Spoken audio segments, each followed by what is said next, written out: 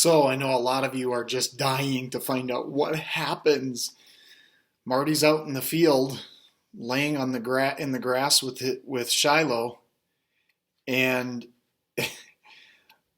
all we hear is Marty, and he turns and looks, and it's his mom. So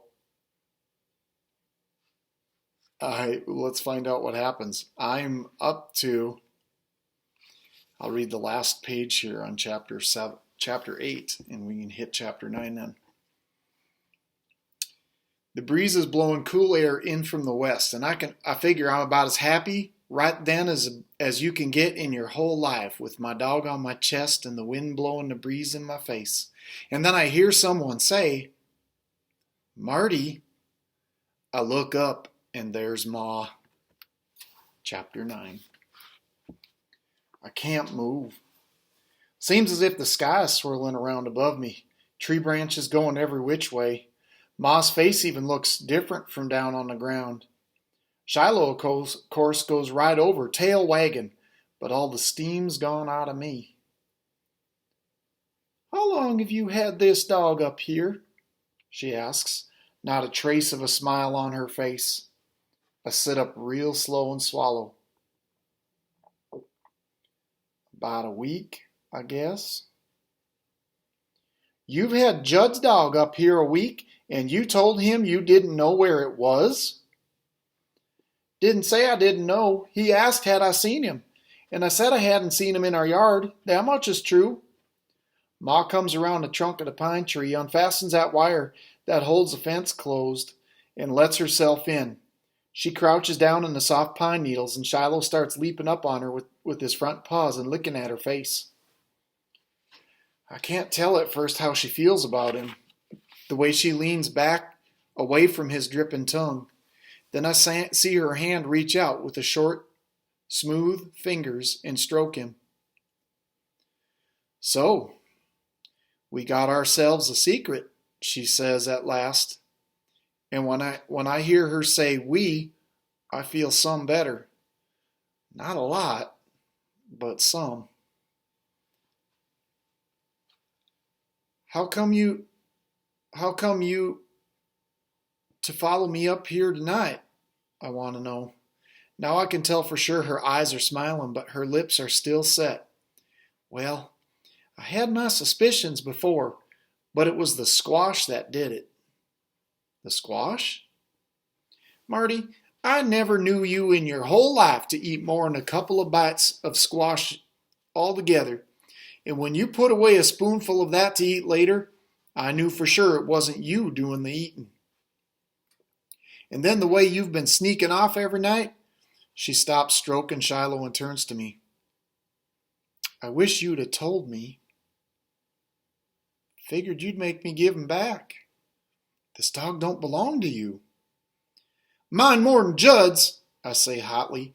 "He only paid money for him. I'm the one who loves him." "That doesn't make him yours. Not in the eyes of the law, it doesn't." "Well, what kind of law is it, Ma, lets a man mistreat his dog?" Ma just sighs. Then she starts stroking Shiloh's head. Shiloh wiggles a few inches closer to her on his belly, rests his nose against her thigh, tail going wick-whack, wick-whack, wick-whack. Finally, Ma says, "Your dad don't know about him?" I shake my head. More silence. Then she says, "I never kept a secret from your dad in the 14 years that we've been married." "You ain't gonna tell him?"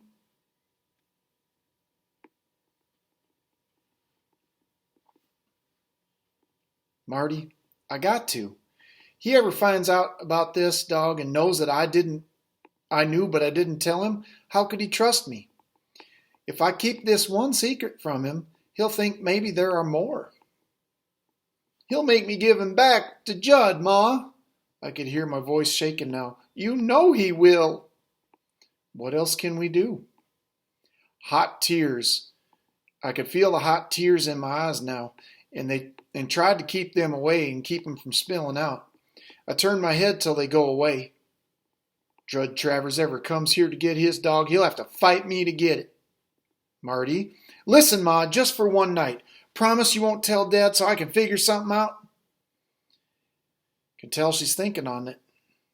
You aren't fixing to run off with this dog, are you? Marty, don't you ever run away from a problem. I don't answer, because that's the very thing that crossed my mind. I can't promise not to tell your dad tonight if you can't promise not to run off.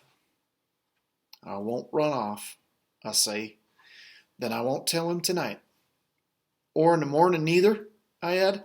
I gotta have at least one day to think. Don't know what good it'll do, though. Have already thought till my brains are dry. Ma puts out both hands now and scratches behind Shiloh's ears, and he licks her all the way up and down her arms. His name's Shiloh, I tell her, pleased. After a while, Ma gets up. You coming back to the house now? In a bit, I answer. It's hard to say how I feel after she leaves, glad in a way that someone knows, that I don't have to carry this whole secret in my head alone, but more scared than glad. Have me just one day to think of what to do, and now not any closer to an answer than I'd been before. I'd spent all my money on stuff to feed Shiloh. Only money I have now to my name is a nickel that I'd found out by the road. Jud won't sell me Shiloh's spit for a nickel. My first thought is to give him to somebody else and not tell them whose dog it is. Then tell Ma that Shiloh would run off. But that would be two more lies to add to the stack of ones I already told. Word would get out somehow or other, and Jud would see David Howard or Mike Wells walking his dog, and then the war would really start. All I can think of is to take Shiloh down to the Friendly the next day, draw me up a big sign that says "Free, World's Best Dog" or something, and hold it up along the road to Sistersville, hoping that some stranger driving along will get a warm spot in his heart for Shiloh, stop his car, and take him home. And I won't ask him where his home is neither, so when Ma asks me where the dog is, I can tell her honest I don't know. When I get back to the house, Dad's just washing up at the pump, using the grease to get the oil off his arms. He's yelling at Darylyn and Becky, who are playing in the doorway, screen door wide open, letting all the moths inside. I go inside, and Ma's putting the dishes away in the kitchen, lifting them out of the drain rack and stacking the plates on the shelf. She's got the radio on and is humming along with the country music song. It's you I want to go home to. It's you to bake my bread. It's you to light the fire. It's you to share my bed. She sort of blushes when she sees me there by the refrigerator listening to her sing. I know I'm not going to sleep much that night. I sit on the couch staring at the TV, but not really watching, while Ma gives Becky her bath. Then I wait till Darylyn is out of the bathroom so I can take my own. Don't know if I use soap or not.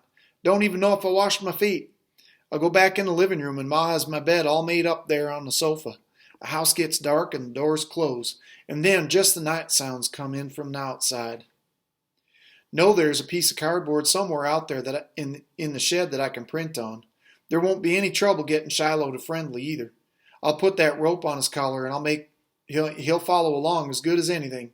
We won't take the main road though, in case Jud's out in his truck. Take every back road I can find. Then I'll plant myself on the road to Sistersville holding that sign. Shiloh waiting beside me, wondering, what is it we're going to do next?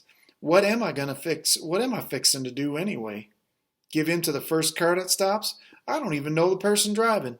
Might even be that I'll give Shiloh to someone who'll treat him even worse than Jud Travers.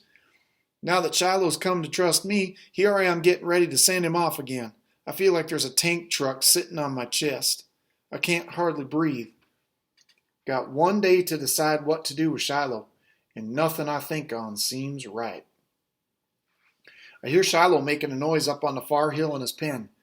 Not now, Shiloh, I whisper. You been good all this time. Don't start now. Can it be he knows what I'm fixing to do? Then I hear a yelp, a loud yelp, then a snarl and a growl, and suddenly the air is filled with yelps, and it's the worst kind of noise you ever think of, dog being hurt. I leap out of bed, thrust my feet in my sneakers with the shoelaces flying. I'm racing through the kitchen toward the back door, and a light comes on.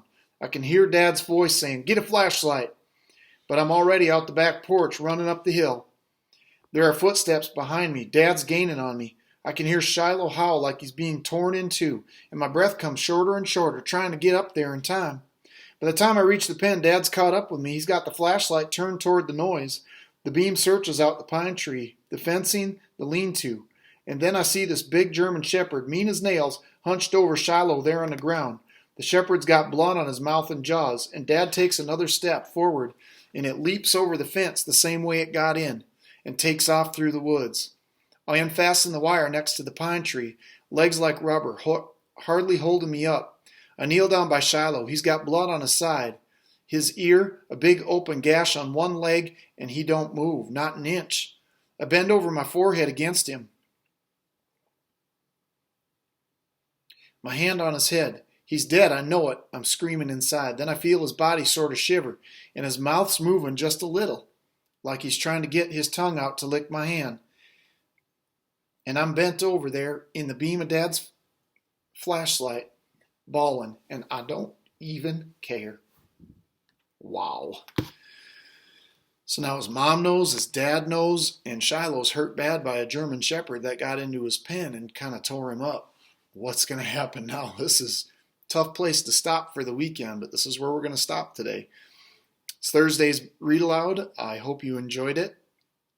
Chapter 10 on Monday. We'll wait till Monday. Tomorrow, Mr.